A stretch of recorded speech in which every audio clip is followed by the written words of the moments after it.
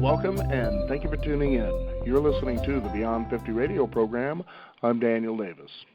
On the program today, we're going to find ourselves pursuing something with courage that many of us tend to be probably just downright afraid of, and that is fear itself. Well, if you find yourself running away from fear, says our guest, you're running in the wrong direction. After all, fear demands that we move toward it, face it, and hear its messages. When we fail to do this, according to our guest, the price is high chronic anxiety, sleeplessness, damaged relationships, skyrocketing pharmaceutical use, and more. We're going to learn today that fear is not the enemy that we thought it was. Fear, when faced with awareness, is the powerful ally and best friend we all need. I'd like to welcome to the Beyond 50 radio program today our guest and author of the book Joy from Fear, Create the Life of Your Dreams by Making Fear Your Friend, our guest, Carla Marie Manley. Carla, thank you for being on the program today. Thank you for having me. It's a joy. So what made you decide to face fear and go this direction? Well, I actually don't see, Dan, that we have a choice, and I think that that's probably why I decided to do that. So in my journey of becoming a clinical psychologist, I did realize that ultimately that I could live a half-fulfilled life or an unfulfilled life, or I could finally figure out what was at the root of me not being fulfilled. And so through the investigation of what it was that was holding me back, I realized that it was fear.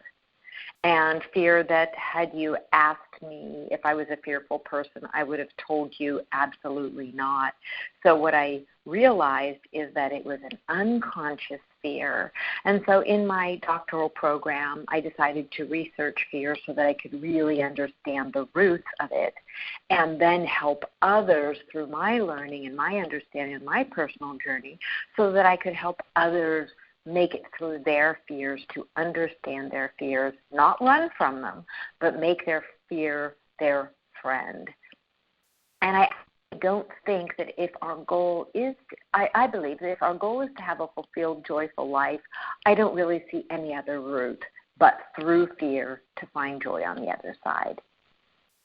Now, in your book, you talk about 3 types of fear that we should be aware of, and I'd kind of like you, if you could, just to go over each one of them, to a certain degree so people get a good idea. And that is, you have constructive fear, transformational fear, and destructive fear. Let's talk about those.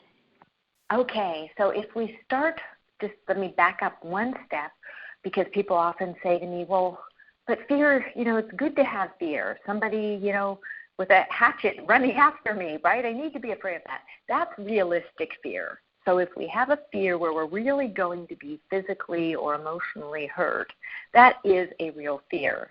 So putting that aside, realistic fear aside, that is a good and healthy fear to have because it keeps us alive, right? But when we move to this completely different segment of fear, and if we look at this as being under an umbrella of irrational fear, fear that really isn't protecting us, it's harming us, then we find destructive fear. Destructive fear is that dark, secret voice that tells, it's alive in all of us. We just often aren't aware of how powerful it is. And destructive fear is that voice that tells you that you are not enough, that you are broken, that you are unlovable, that you should be ashamed of this or that you should do this, that you should stay in an unfulfilling job, or you should stay in a toxic relationship because, my goodness, you're not worth anything more than that. Those are some of the different voices of destructive fear. And really what destructive fear does is it binds us in its grasp so that we can't get out, and it's like this terrible spider's web of negativity. So now that we know about destructive fear, there's another side to fear. And this is the side that many of us don't know about. It is constructive fear. And on the opposite side of every one of those destructive messages is this amazing, soft, gentle, beautiful voice that is truth. The voice that tells you you are a good person. You are a valuable human being. You deserve to be treated by yourself and by others with dignity, kindness, respect, love. You deserve that, right? And so as we start listening to the various messages of constructive fear, which are always powerful, they're always supportive, they're always kind and loving. They might be a little hard to hear sometimes. Then we become more in tune with that voice of the positive side of fear. Then we move to the third aspect, and this is where things get a little tough. It's tough to get to constructive fear because we're so used to running in this place of stress, negativity, depression, anxiety, that even listening, learning to listen to that voice, because it is a soft voice. It's not the harsh, mean, cruel voice of destructive fear. It's a very soft, wonderful, gentle voice.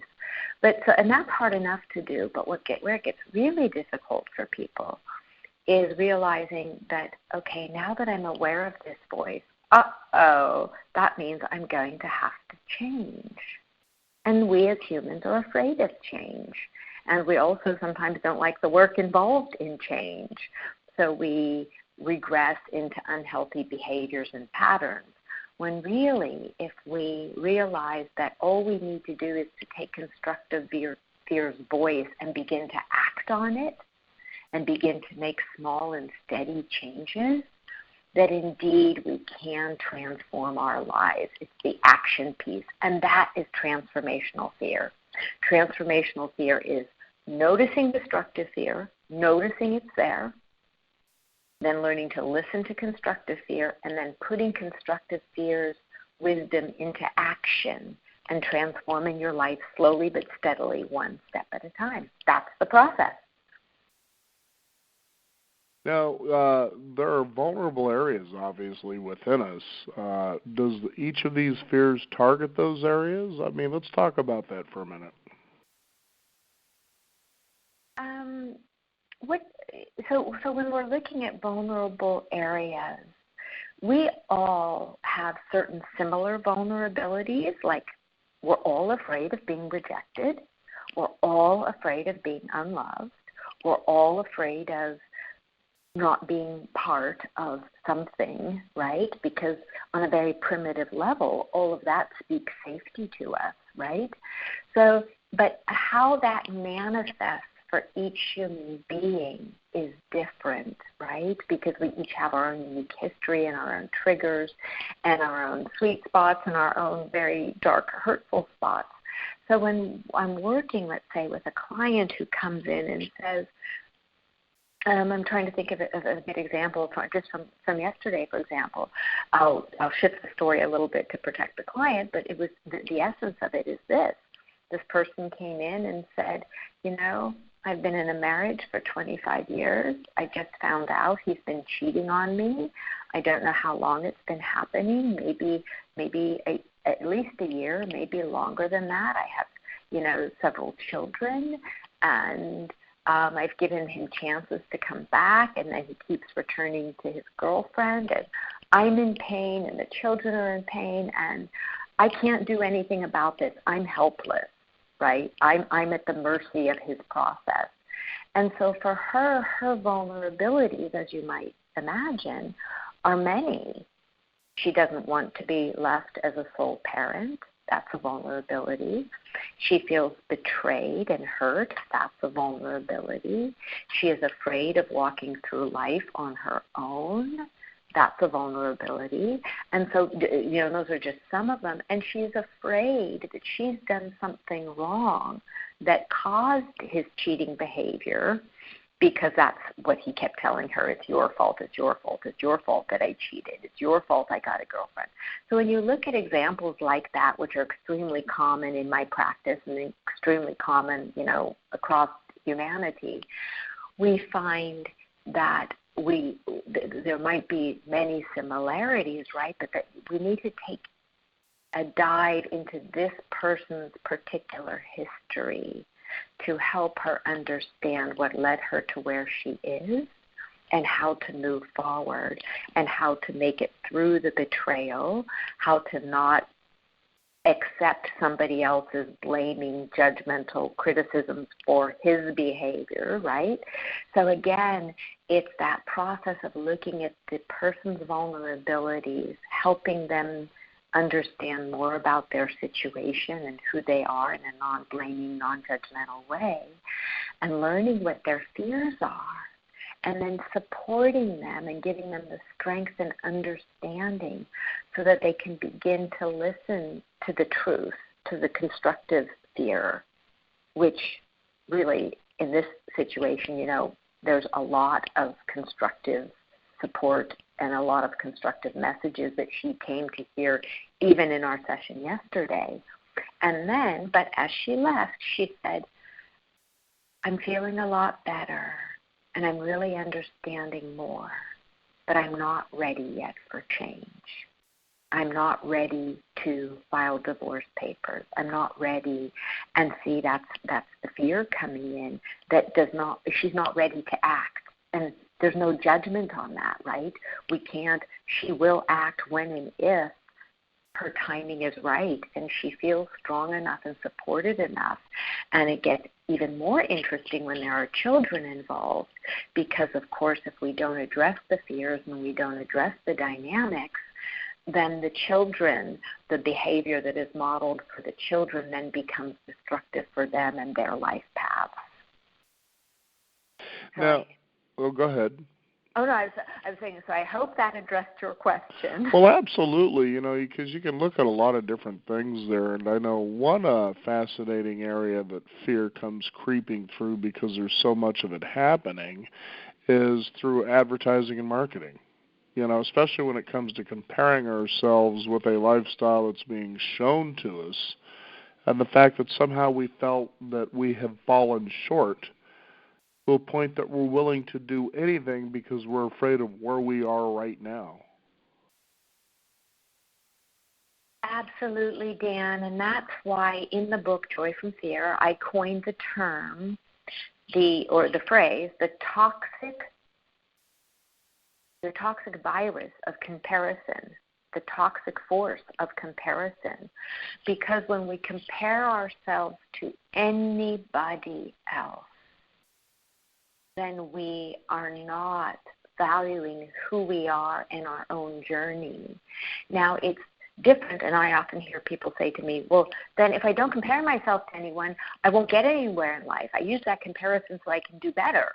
Well, that's different from comparison. That's a different. Comparing is saying I am better than or worse than you or this other person. Using somebody, their skills, their talents as a role model, which might be, hey, I really like that about somebody. I would like to create more of that in my life. More of that abundance of ease or confidence. But again, that's not a comparison. That's really saying, hey, I like this quality. I appreciate this quality. I would like to grow more of it in myself because I could see that it's healthy. And so that is different from comparison. That's an evaluation and an appreciation. But you are absolutely right. When we look at media, at social media, at the world of media, as a whole, whether it's telling people you need this pill so that you can be happy like that person, or you need this car, and if you buy this car, all your dreams will come true, right? And if you buy this expensive dress or this face procedure, everything will be better. Well, of course, the people benefiting from that are the advertising companies and the suppliers of those particular items, right? And who is suffering is the general public who can't possibly, we can't ever achieve perfection. It's not there. We can't ever achieve a state of chronic bliss, yet we somehow feel when we don't become perfect or we don't become chronically blissful that we have failed. And when we don't look like the image on somebody else's Instagram. It's funny because I'm not very good at Instagram, right? And so I heard someone, and I didn't know this, and I remember looking at a picture on Instagram and saying, oh, wow, that person's very lovely, and didn't realize that there are tools for Instagram users that help them change the look of their faces so that they look more perfect, so they look more airbrushed, right? And so for people who don't know that, or who do know it yet still feel as though they're defective or not as thin or not as petite or not as strong as the other person, that really wiggles its way into the psyche, making you feel consciously or unconsciously that you are not good as you are, that you are somehow defective, that you somehow just don't quite make the cut. And that all really it causes a great deal of anxiety. It causes a great deal of depression. It's been connected with increased suicidality. So I'm not a big fan of social media for that reason, because it can, if you're not acutely aware of how those dynamics work, you can be left in a very fearful state that you will never be good enough. Yeah, that's a very good point, especially with something like social media, because anybody can just hide behind the fact of a bunch of images and texts that aren't based in any reality whatsoever. You know, you were also talking about their dual sides of fear. Tell us about that. Well, the dual side of fear is really the constructive and the destructive side, right? Where, to me, as a human being, and this goes back to a lot of my studies, that as we learn that the people, in history, whether they were the Greeks, the Romans, whomever, there was a real appreciation for the fact that there is a dark and a light side of humanity.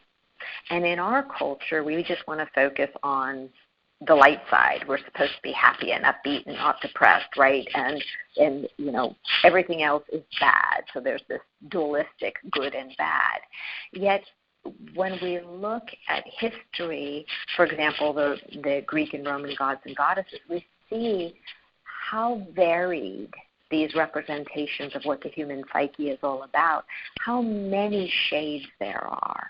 There are tricksters, there are heroes, there are kings and queens and, jokesters, and all of these different shades of humanity that is within every person. And so when we get to know that we have the capacity to live in darkness and all the shades of darkness, and that we have the capacity to live in the more constructive areas of life, which is where constructive fear is, that we won't get it right all the time, but it shows us that, and if we look at it again, if we look at it historically, there are many beautiful images for how it is to learn to become aware of the dark side of fear, the dark side of humanity, but also how then we have the choice.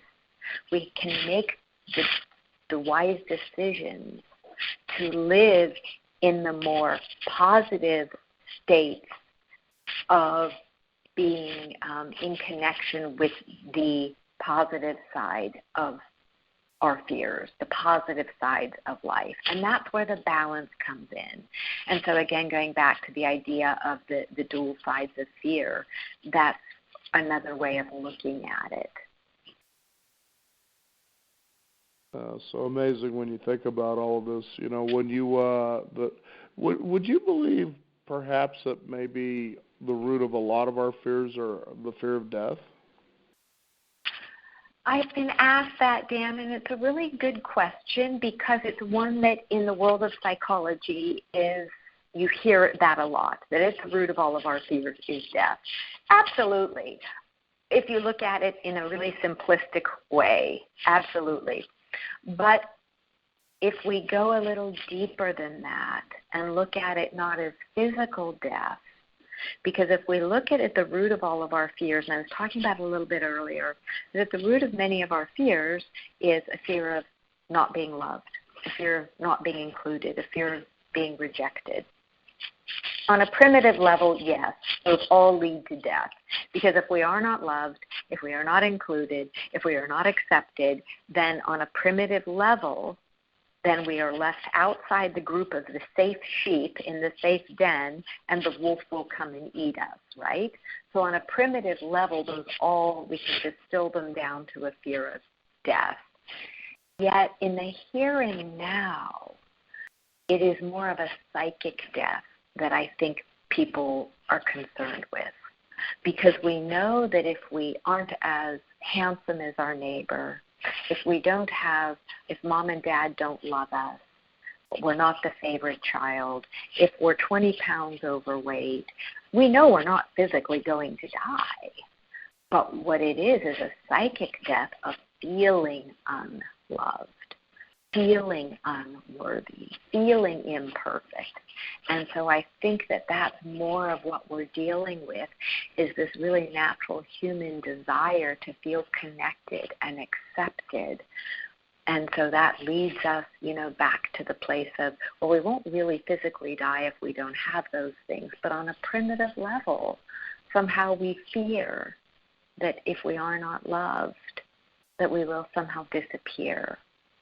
And disappear into loneliness and isolation. And yes, that is a certain type of death. Now, I'm curious, when you think about all of this, as we have these fears, and do you feel that a lot of these stressful emotions that we feel as a result of fear are perhaps stored in our organs? And if so, is there a way that we can systematically release that from our body? Another beautiful question, Dan, and absolutely I believe in the body-mind-spirit connection. And so I believe, as do many other clinicians and researchers, that the body keeps tabs, it keeps a score on what we go through in life, mentally and physically and spiritually. And so I do believe certainly that there would be, and it's interesting, right? It's interesting. Some of the most hard-hearted people I know have heart conditions. And it's not that, only people who are hard-hearted or mean have heart conditions, certainly not. But it is interesting that we do have phrases like that where, somebody who is hard-hearted, I've known quite a few who have ended up with severe heart issues. And so if we look at it through that somewhat humorous lens, we can see that the body definitely knows what's happening. It is why when we go up to have to perform a speech, we get butterflies in our stomach, or somebody's been really hard on us and abusive, we get a headache. We've been carrying a lot of tension around in our workspace, and then we come home and we might feel like our back and our neck are really tense, and nobody's been beating on us, but it feels as if it's been happening because our muscles are storing the tension. And so if we look at those really common ways of understanding how definitely our body holds energy, and then we can also imagine how it feels if we are sitting at a beach and we're relaxing and the sun is warming us and we have no worries, and it feels like, the sand and the beach are taking away all of our cares. Or we go on a walk out in nature and we feel as though we're lighter and more free. Of course, we're releasing toxins and we're releasing negativity. And it's interesting, in my private practice, I've seen so many times where people will come into my office highly stressed, highly anxious, facial tics, bodies really tightened and clamped down. And by the time they're in a session with me for a half hour, 20 minutes, they're all of a sudden a different person. Their face is less taut. Their posture is more relaxed. Here they've had a safe place to come to where there's no judgment, no harm, no threat, and they have just relaxed to the point where they don't want to leave at the end of their session, right? And so, of course, it makes sense that if we become aware of these processes and become really tuned in, and Joy from Fear, I show people how to do this in the book, how to become aware of your emotions, how to become aware of what's going on inside of you, how to learn to track that. This body is your home. It's important to keep it tidy and clean and free, just like we do our own home environments, in the material world. And so learning certain skills, like simply becoming aware of what emotion is at play. For example, if you're talking to somebody who feels threatening to you, you're likely feeling anxious. And being able to become aware of that, okay, right now I'm feeling anxious.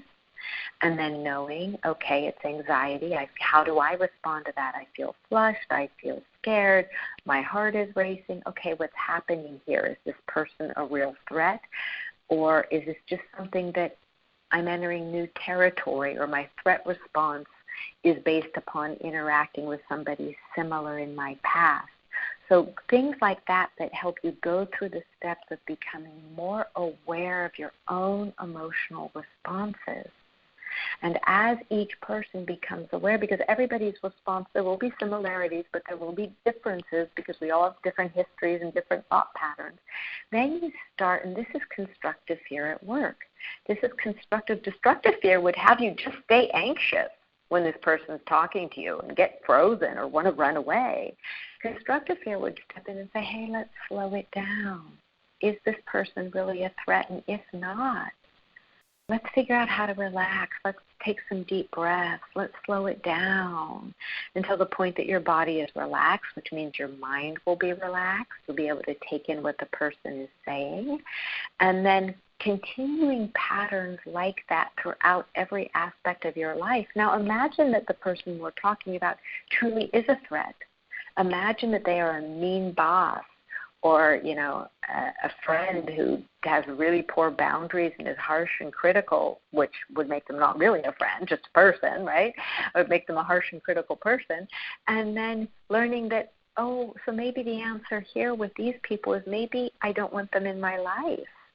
Or maybe if I do want them in my life, maybe I need to have healthier, stronger boundaries that tell this person, hey, when you talk to me in a loud and threatening voice, it brings up anxiety for me, and I'm going to need a time out until you start talking to me in a kinder way. So things like that, Dan, that are really practical tips. And what I just modeled there is actually moving from destructive fear, the voice that would have you just stay there and listen to the scary person, to constructive fear, differentiating is the person threatening or not, and then transformational fear, which helps you act on the tools that you're learning to actually help you use the tools so that you can have healthier boundaries, so that you can have gentler conversations, so that you can feel free and more joyful instead of anxious. And it's just lovely techniques that can be utilized in all areas of your life. It's awareness. And with awareness comes personal power, because we're no longer reactive and at the mercy of destructive fear. We're in command, increasingly so, of our positive side, the voice of constructive fear, and then the ability to transform by utilizing the wisdom of constructive fear and channeling it into transformation. It sounds, too, like what you're sharing with our listeners is there is a way to observe and experience destructive fear in a detached way. And as you say, it's simply, first of all, the observation of a fear that will do this. But, another thing I discovered, too, it came from the, I guess, call it the toolbox of Byron Katie, was simply asking the question, what evidence do you have that this is true? And just that alone kind of extinguishes a lot of things, because then the mind says, yeah, what evidence do we have that what they're saying about me or what this situation is really true? And pretty soon it actually, as you talk about constructive fear stepping into the light, is that it actually becomes rather humorous, just based on that question alone. Absolutely, and that is a beautiful way of looking at it. Now, here's the tricky part. Here's the tricky part with saying, what evidence do you have that this is true? It's a great question, and one that a psychologically minded person who's more practiced would be able to answer with ease, right? Well, right. okay, there's no evidence. However, for a person who is really stuck in destructive fear, their defenses will come up with lots of information to prove that it's true. Now, it's not accurate, but in their mind, their defenses, their fears are so high that, for example, you're working with somebody and she says, I'm not lovable because I'm 10 pounds overweight. And if I were to say to that person, okay, well, what evidence do you have that this is true?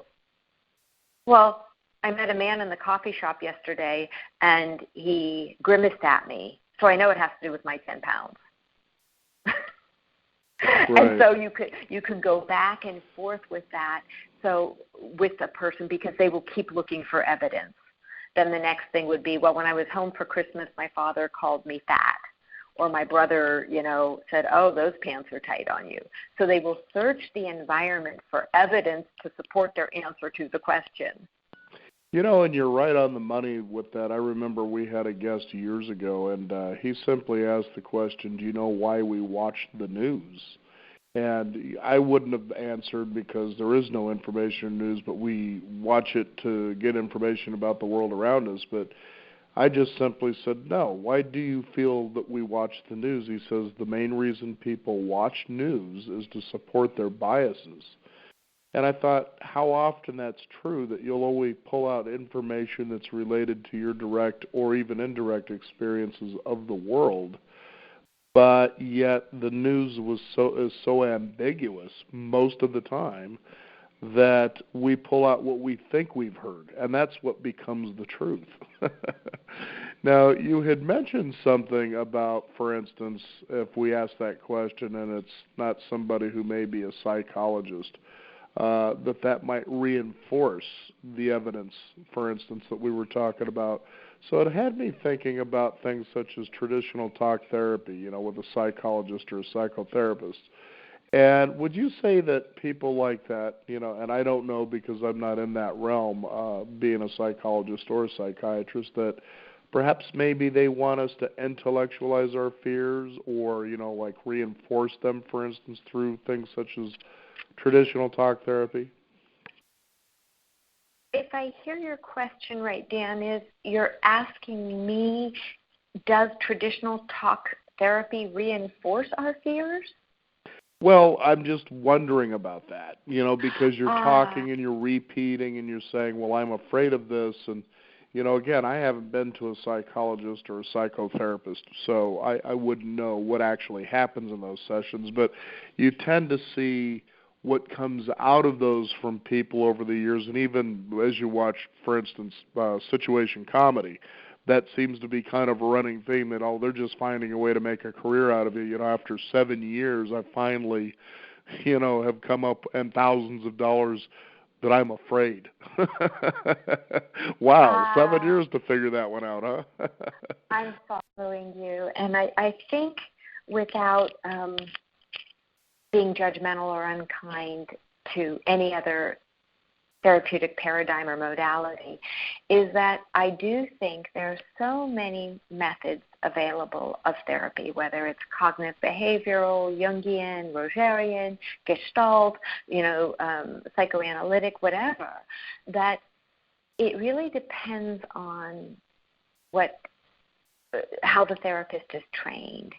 And so for me, my training is Jungian-based, and I find that fear, I find that my method of therapy and feedback from clients is, wow, I've been to 20 therapists, and I've never, seen somebody who looks like you. And I think it is because my approach is unique. It is somewhat revolutionary, and it is also something that I really try, and knowing how therapy is not only expensive, but is also really consuming for people. It takes time. That and I try to fast track people rather than keeping them, in my queue for several years. And the reason I try and do that is because I think it gets them out to where they can actually live their lives in the most productive way as quickly as possible. And so I augment my psychotherapeutic work, in session with lots of homework assignments, much like in Joy from Fear. I give people, which is why it's different from many self-help books, because it gives you assignments that you can do in the here and now to start transforming your life. Now, many therapists, simply because of the way they're trained, they have a different approach, and they tend to be more reflective and, will say, oh, well, how do you feel about that? And how do you feel about that? And again, that might work really well for certain clients, and for other clients who need different support, it might not be effective at all. And so again, I think it depends partly on the skill of the clinician. It partly depends on the needs of the client, and then also the fit between the client and the therapist. It's not a one-size-all. It's different from going in for a lab test, right? Where you're going in, you're having your blood drawn. It doesn't really matter who's drawing the blood as long as they know how to do that particular singular skill, and as long as, the tests are being run correctly. It's different when you're working with something as complex as the human psyche, where there are many times in session where I'm feeling more like a hound dog than a therapist, but that's how I work, right? Yeah. Where I'm feeling like I'm really having to be present with all my senses, paying attention to the person's body, to their body language, to, where there are tics, where they might be feeling things that they're not even aware of. And so I watch body language, I watch eye contact, I'm remembering their history and what they said the session before, and having to piece it all together, much like a hound dog would do, right? In order to, and so that's the piece where I believe, and I am such a good-hearted person, so I don't like to be suspicious of what other therapists' goals might be, but I think most people in the helping profession realm truly do, yes, they need to pay money, take money so that they can pay their bills and pay their office rent and all of that. But I also think that people go into the healing profession wanting to be helpful, because most of us know from the get-go that you don't make loads of money in helping professions. If you want to make loads of money, you'll be in the investment arena or, the world of technology or something like that.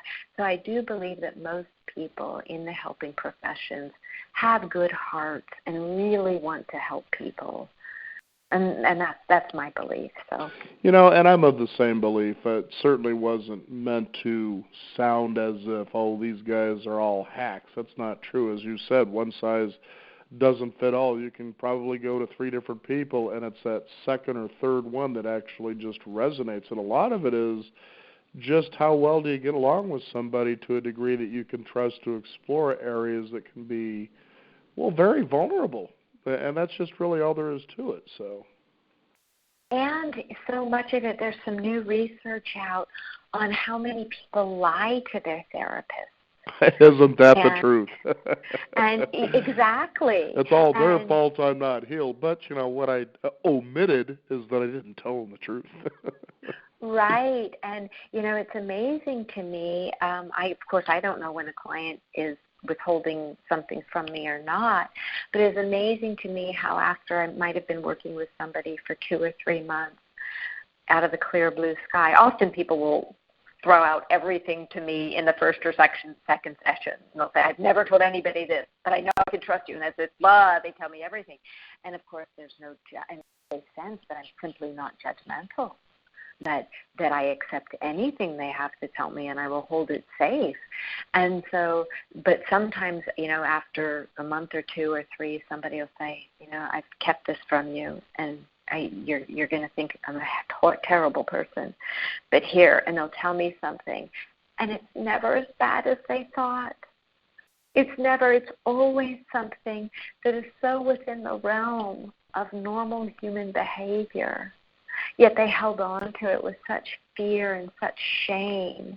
And that is the sad part to me for all of us humans, is that we don't realize how similar we are and how this deep, horrible shame that we might have might not be exactly the same as something I've experienced or heard about before, but that because we are all so similar, that if they found a compassionate, empathic therapist, and let's hope they have, right, that there would be no judgment, and that all of those, I've heard everything under the sun in my therapy practice outside of murder, right? Nobody's ever confessed murder to me.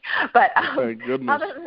Thank goodness. But other than that, I've heard, I think, pretty much everything. And none of it, not a single thing have I ever heard makes me think you're a bad person.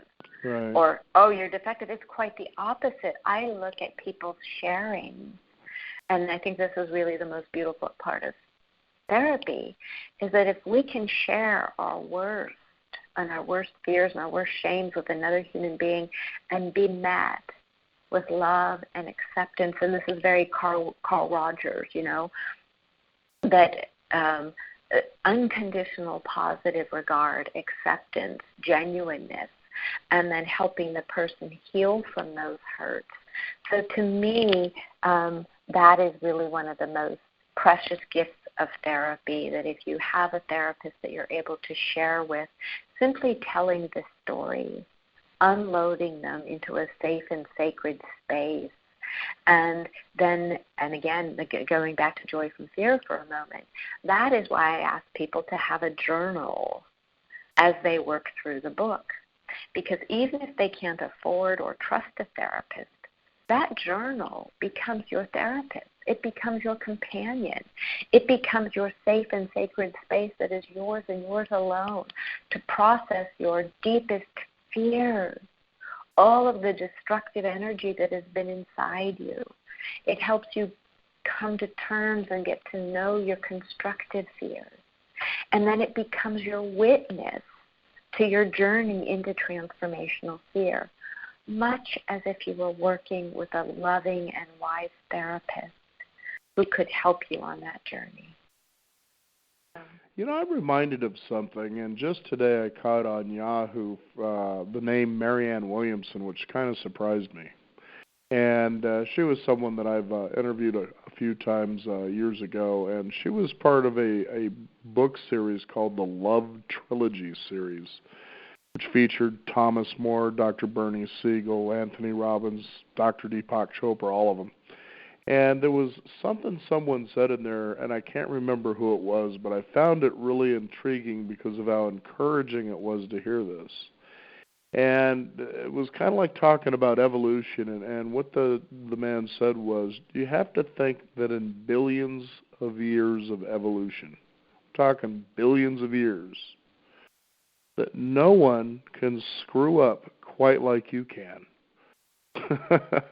And I thought, that's an awfully encouraging statement when you think about it, because billions of years, there's a lot going right to get to that point, but that you're so unique because nobody else does it like you do. And I know growing up myself, that was exactly the tag that was pinned on me. Only Daniel could do that. Only Daniel, right? But let's talk, because you hit on something that we haven't really talked about, and there's an underlying, what I would call, real dark phantom. And perhaps you can show us how we can dismantle, because I consider this a destructive fear. And the word you used was shame. I mean, isn't that why a lot of us just don't want to talk about certain things? Because of the shame we felt. And you got to wonder, where was that first learned? And how do we, dismantle that? Because that certainly is a destructive fear, isn't it? Yes, it is. Shame is one of the arms of fear. It is one of the arms. Fear has many arms. Shame is one of its most toxic ones. And I do believe some people don't like to.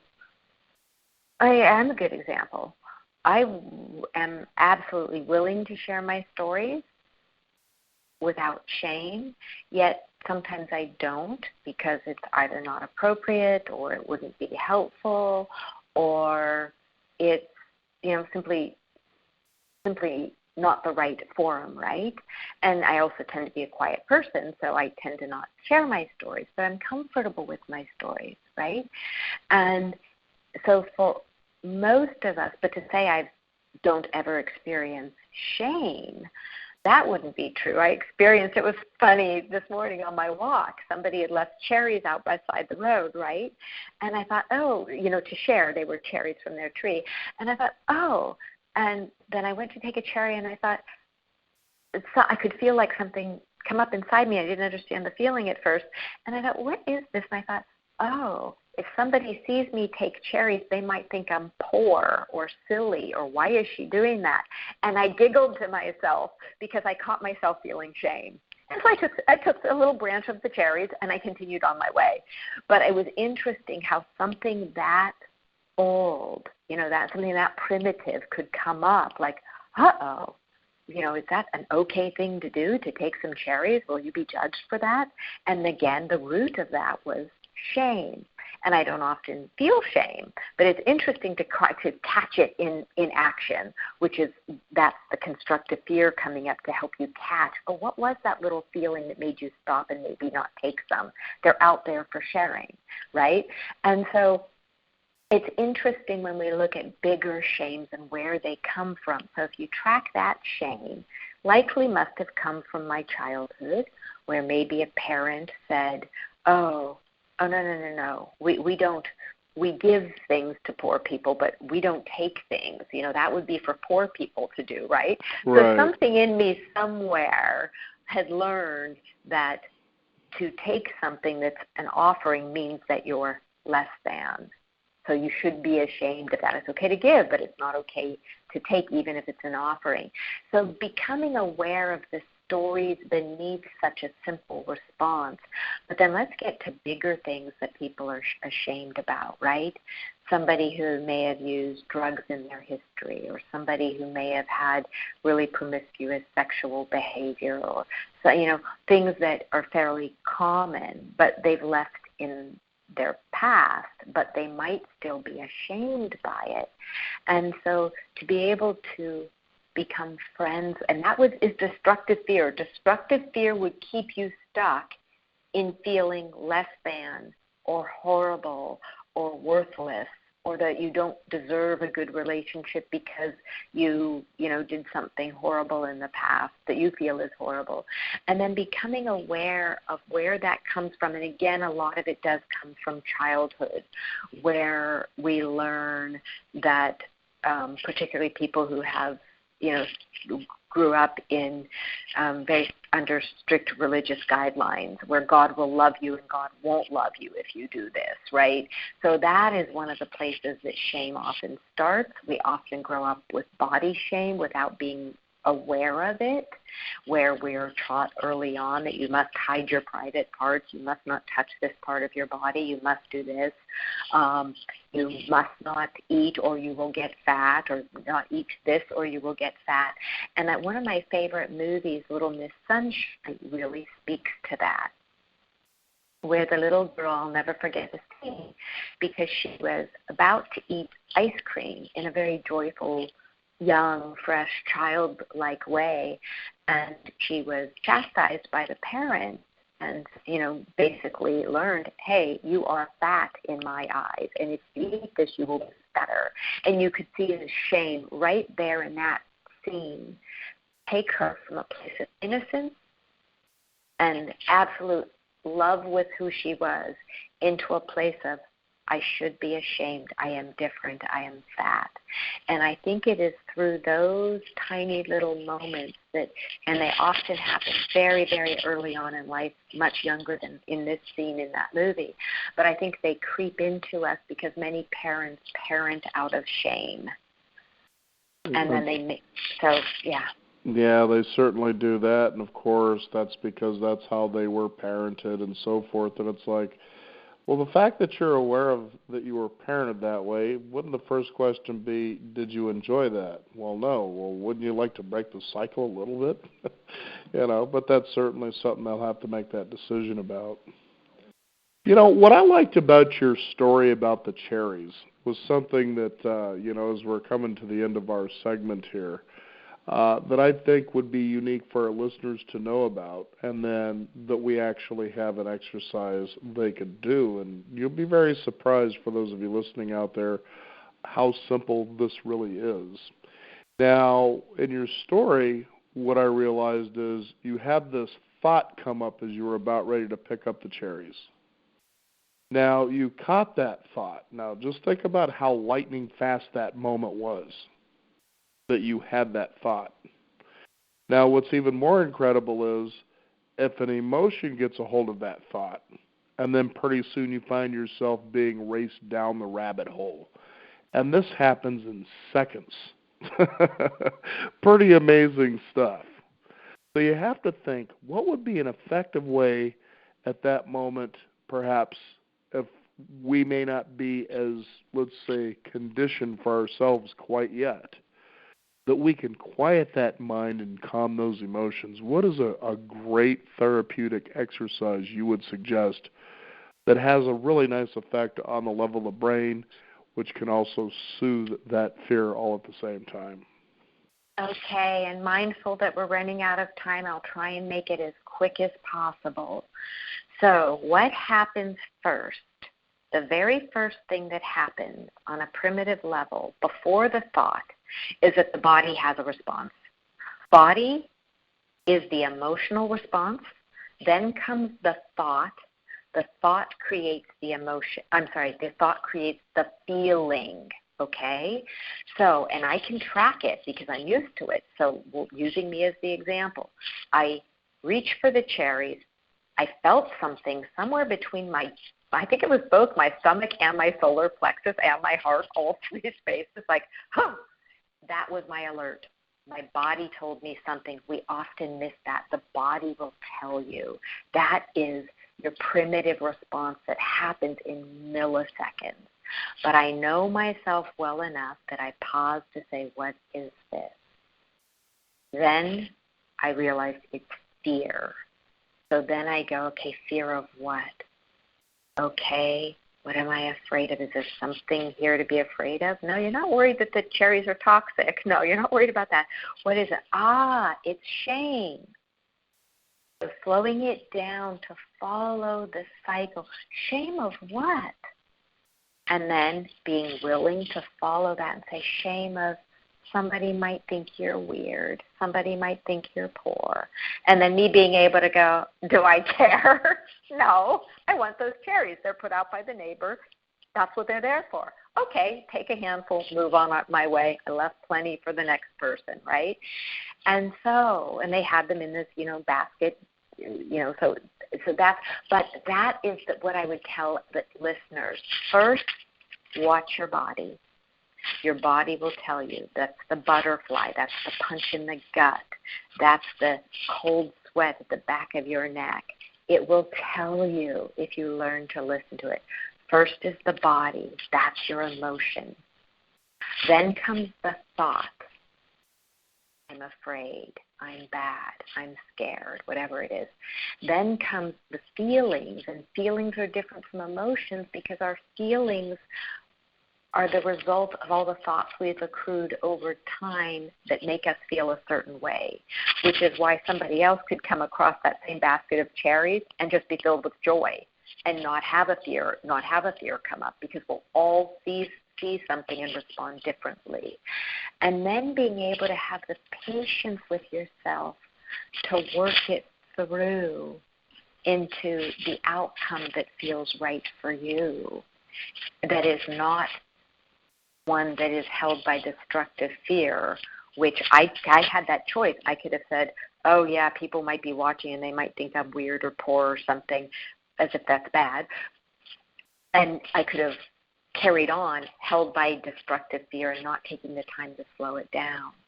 But again, by listening to the body. What was I feeling? And then listening to the voice of constructive fear that wanted to use that as a little healing moment, a little self-awareness moment, maybe as a moment to share with listeners today. And the beautiful part, Dan, is that we all have this power now that we know these steps. Listen to your body. It will talk to you. And this is an interesting fact for listeners. When you look at the nervous system, the enteric nervous system, and the signals that run from gut to brain and brain from gut, 10% come from brain down to gut. 90% are fed from gut to brain. Wow. Our guts are so smart. They are so smart. They're giving us so much information. And so then it's about us using our wisdom to interpret that information and saying, is it really a bad thing to take cherries? Well, if they were moldy, or I was afraid they were sprayed with, if I wasn't in a safe environment and was afraid somebody had sprayed them with something toxic, well, then it would be smart, right? If I thought it was some sort of trap. But it wasn't. And so I got to figure that out. And all of this happened, it's not like it happened because I'm practiced at it, in a split second.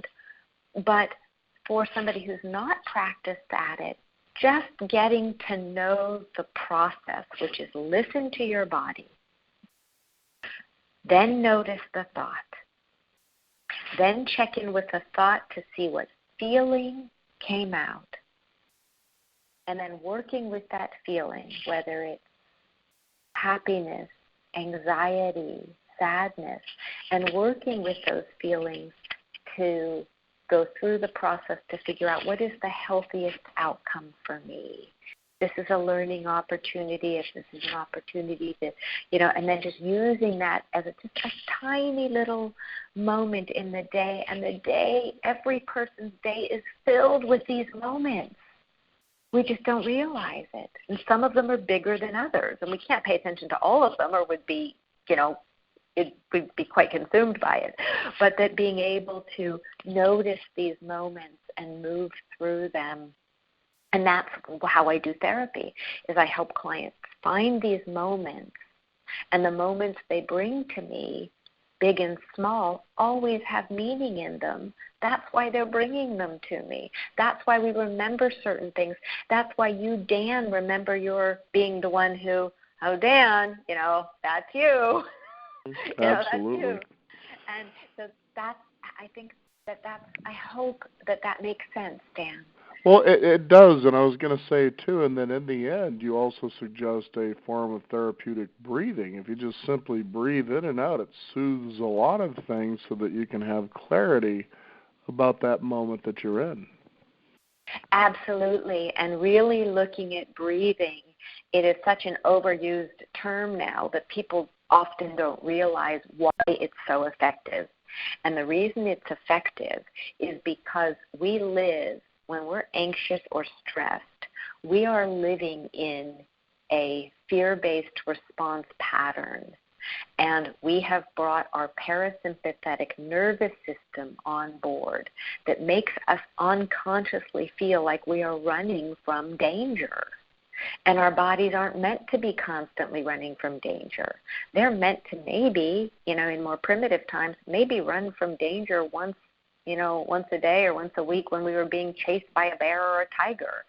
But in this society where we feel constantly threatened by not being enough, by unsafe water, by, unkind neighbors or whatever it is, we're constantly feeling threatened. And so how do we stop that? That we breathe. Breathing brings the it's the sympathetic nervous system that keeps us running, afraid. It's the parasympathetic nervous system that comes on board to say everything's going to be okay. And that's what breathing does. The parasympathetic nervous system comes on board.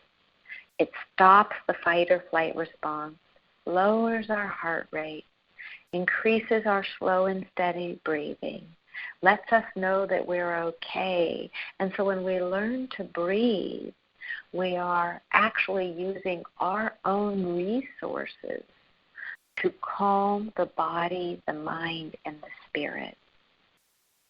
And that's the beauty of breathing, is that we each have the power to bring that parasympathetic nervous system online. No drugs, no money, no, very portable, and anyone can do it at any time. So you stop the fight or flight response, you stop the sympathetic nervous system from getting a hold of you when there is no real threat, and you use your breathing to bring the parasympathetic nervous system on board to quiet your being, to bring you into a place where your body is no longer flooded with adrenaline and cortisol. And it's so easy once you get used to it. And that's the key, is giving yourself the time and patience to become used to it so it becomes a habit. And that's the beauty of it. And, I'll tell you, I know people will get a lot out of your book. For those of you just joining us, we're talking with Dr. Carla Marie Manley. Her book is Joy from Fear. It's how you can create a life of your dreams by making fear your friend. Is there a website people can go to find out more about your work, how they can get the book, things like that? Yes, Dan. My website is drcarlamanley.com. It's CarlaManly.com. And through my website, you can find loads of free resources, my blogs. You'll see links to my book, Joy from Fear. And you can also find me on Facebook at Dr. Carla Manley, and Twitter and Instagram and LinkedIn. She's everywhere. Well, Dr. Manley, I want to thank you for taking the time to join us here on the program today. As I was doing breathing exercises, I feel much better already. Wonderful. Deep breath in, deep breath out. There you go. And again, you can find out more at drcarlamanley.com. Thank you again for being on the show. It's been a pleasure. Thank you for having me. A pleasure. Take good care. Will do. We want to thank you, the listeners out there, for tuning in. If you're doing your breathing exercises, one place you can also go to take yourself away from the fear is beyond50radio.com. That is the number 50. We do encourage you to sign up for our weekly e-newsletter. Keep up to date with what's going on in the world of Beyond 50 as well as our upcoming shows. I'm Daniel Davis. Thank you for joining us. This is the Beyond 50 radio program. And remember, live your day past halfway.